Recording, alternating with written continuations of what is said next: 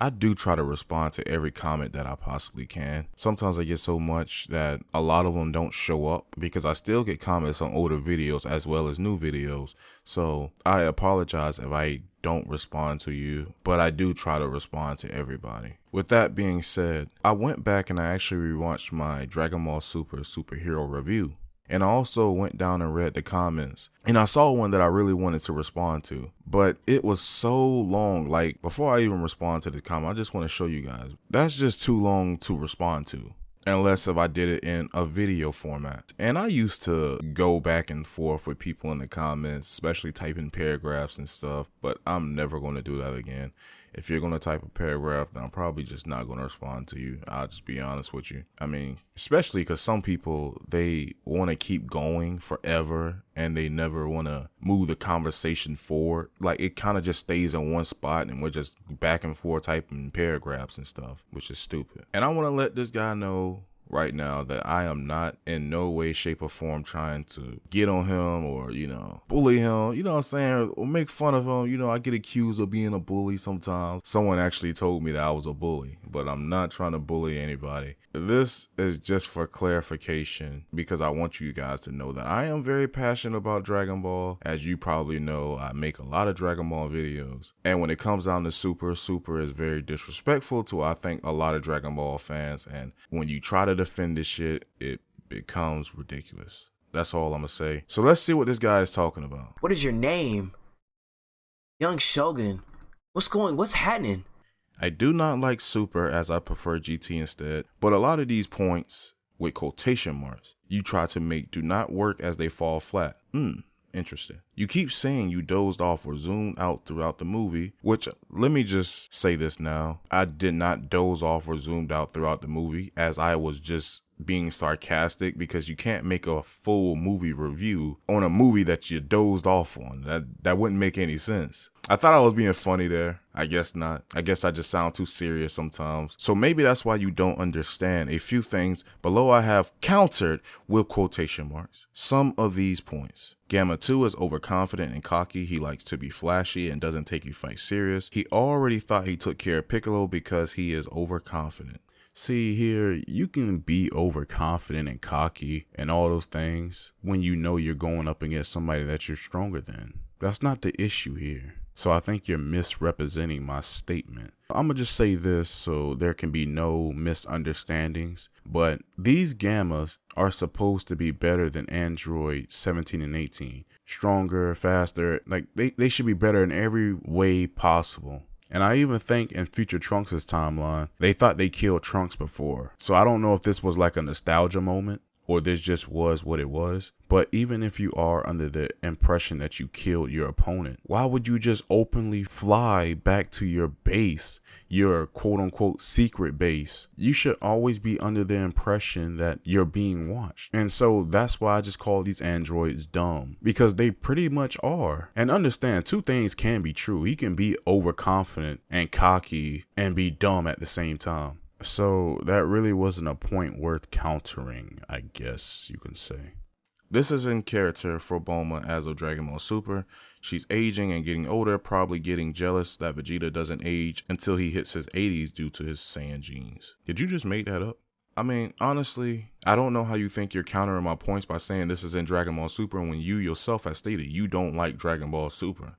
So you yourself have to know that this is dumb either way. This isn't who Bulma character was in Dragon Ball Z. And just to let you know, going forward, if I ever see it again, I'm going to call it out again. That's just the way it's going to be. I don't care that it was done in this movie. I don't care if it was done previous. That's not who Bulma is supposed to be. This is Piccolo. Piccolo is not good with kids in the slightest. Sure, he babysat Pan when she was still in the cradle, but upon meeting Gohan for the first time, Piccolo kidnaps him to train. Yes, to train. Pan was also wondering how strong her father was at the start of the movie when sparring with Piccolo, but you might have dozed off or spaced out as you've been constantly mentioning. Again, that was just sarcasm. And no, this is not who Piccolo is. If you guys are wondering what he's talking about, I mentioned in the review that I didn't like the fact that Piccolo was explaining to 3.5-year-old Pan the plan that he planned out. She is of no use to anybody, so she does not need to know what's going on.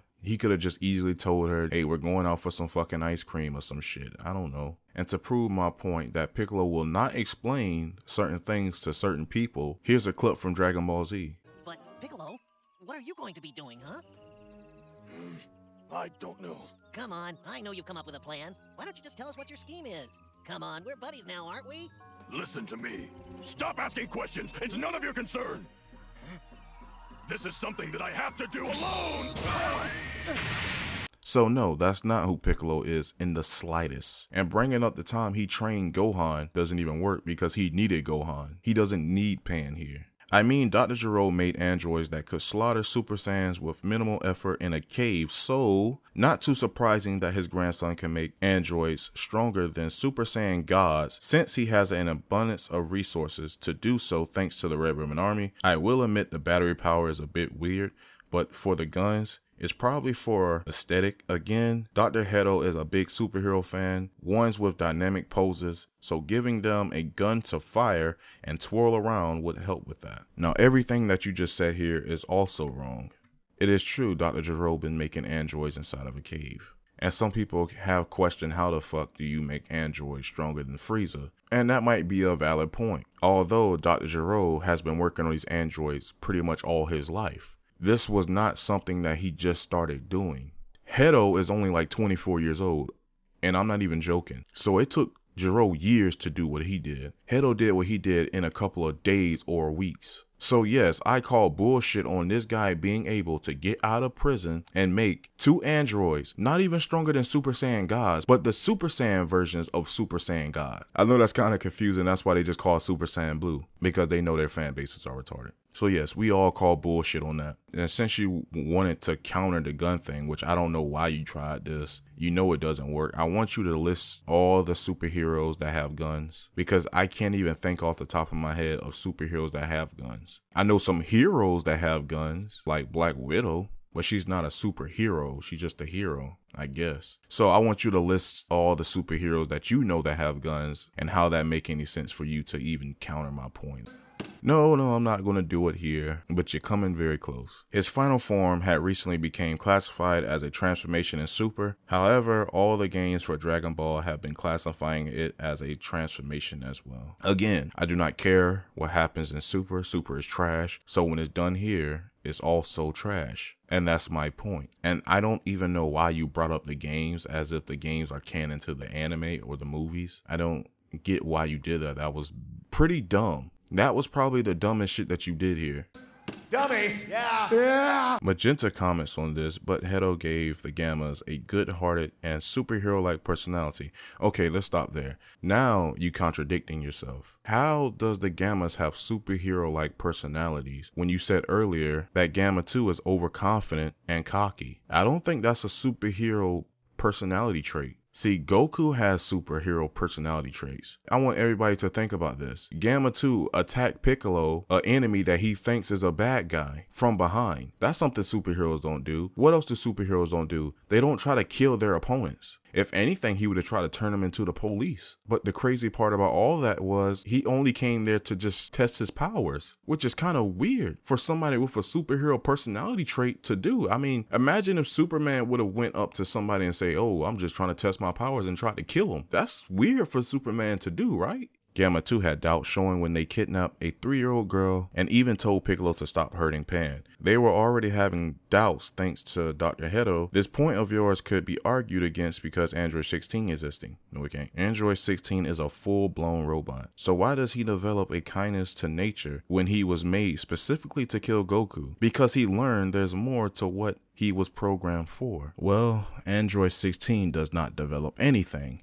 And I don't know what YouTuber you heard that from or how did you get this idea in your head, but this further proves my theory that a lot of Dragon Ball Super fans, they don't really know much about Dragon Ball Z. But I want you to listen to this very carefully. Gero's decision to model 16's appearance after his own son caused him to take great care in the android's design, making him incredibly powerful and equipping him with a threatening self-destruct device. Not wanting his beloved creation to be senselessly destroyed in battle, Gero also gave 16 a kind and peace-loving nature to steer him away from conflict. Ironically, that decision was what caused caused Android 16 to be deemed a failure in the eyes of his creator, but Gero chose not to dispose or dismantle him like his other unsuccessful endeavors, and instead kept him safely preserved within his laboratory. And if that isn't enough for you, also here's a clip from Dragon Ball Z. Go on.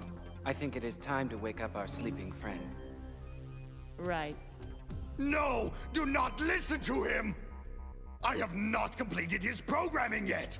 Now, you can argue this point, just like you can argue any point, but it's kind of like arguing 2 + 2 is not 4. You can make an argument for it, but you're going to come out looking very stupid, and no one's going to care what you have to say, honestly. And that further proves my point that this movie is even shittier. The fact that Gero, with the amount of time that took him to make his androids, they still came with problems. And on the other hand, Hedo made his androids in a short amount of time, and they came out damn near perfect. This implies that Fusion is still stronger on top of being a weak spot. Fusion will almost always be stronger than non-fused people. Okay, no disrespect, but I think you just went full-blown retard. And the reason why I say that is because if you have Piccolo, who's in his strongest form, he's actually the strongest character here at this point in time, who can't even be touched by the Gammas, and they're as strong as Super Saiyan God's Super Saiyans, his blast can't do anything to the weak spot on Cell Max's head. You're saying that fused Goten and Trunks, in what might be their weakest fused form, maybe it's the old one, I don't know, is stronger than him? So are you literally saying Gotenks could have beaten Cell Max? Why didn't they? Are you telling me Gotenks is stronger than Goku and Vegeta in their Super Saiyan Blue form? You telling me Goten and Trunks are stronger than Gamma 1 and 2? If that's the truth, why didn't they just get Goten and Trunks to go beat these two morons in the first place? Sounds like an easy problem, don't you think? Why the hell did you say that? Well, that's extremely stupid, so I say dummy. Dummy? Yeah. Yeah. Piccolo probably forgot because becoming bigger doesn't do anything except gain a major height difference. Piccolo later states in the movie that becoming bigger is a bluff tactic. All it increases is his size and not his power. He probably forgot it because it's not useful. It is useful, that's why he used it in the fucking movie. Dummy? Yeah. Yeah. So you're wrong again. Piccolo has always seen potential in Gohan back to when he first met him as well. Gohan has always proven that he can be better and stronger than the main cast if he decides to keep training on top of being a half-breed. Piccolo is giving Gohan his pep talk because Gohan was relying too much on Goku and Vegeta, which is why he was slacking on his training. I'm gonna say this, and I don't want any Gohan fans to really get upset with me, but at this point, I honestly believe the longer Dragon Ball goes on, the more it hurts Gohan's character, because they done put Gohan in this weird cycle where he wants to study and stuff, and there always going to be a time of peace in between the time a new threat shows up. So Gohan is going to take time off of training every single time when there's that time of peace, and he's going to regress. And that's why every time you do this it's just bad for Gohan's character. And I don't like to see that, honestly. But to move on to his other point that Piccolo has always seen potential in Gohan, that's not true. Piccolo has only seen potential in Gohan one time, and that was when he did something that neither him nor Goku could actually do, and that was hit Raditz. And in that moment, Piccolo knew that if Gohan was trained, he could be of use to them a year from then when more Saiyans came. When Gohan was fighting Cell, Piccolo didn't want him to fight Cell because he didn't see the potential that Goku saw. So that proves my point that Piccolo only sees potential in somebody, and rightfully so. But when they show it to him, he is being told what to do by his mentor. Even then, Piccolo is only telling Gohan to hurry up while he is holding Cell Max still. He's not being told what to do by his mentor. And did you not hear when I brought up the fact that Gohan was the one who was telling Piccolo what to do in the Tournament of Power? So I don't care if you believe that, oh, Piccolo is his mentor, when Piccolo is really not his mentor. He looks at Piccolo more like a friend, like a really close friend. Really, Piccolo's like Gohan's only friend, now that I think about it. That's kind of sad. And no, Piccolo was the one who was making the plans, telling everybody what he wanted them to do. Just look.